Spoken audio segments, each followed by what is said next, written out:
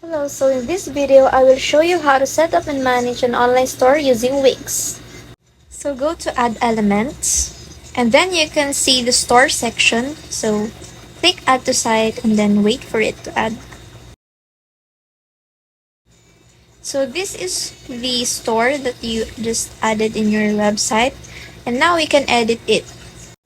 So this is the settings, which you can edit a lot of things in here. And then you can also edit the header.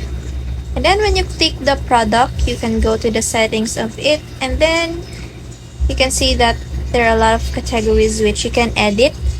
And then go to manage product, then you can see all of the products, and you can also export and import more products, and so you can check the inventory as well.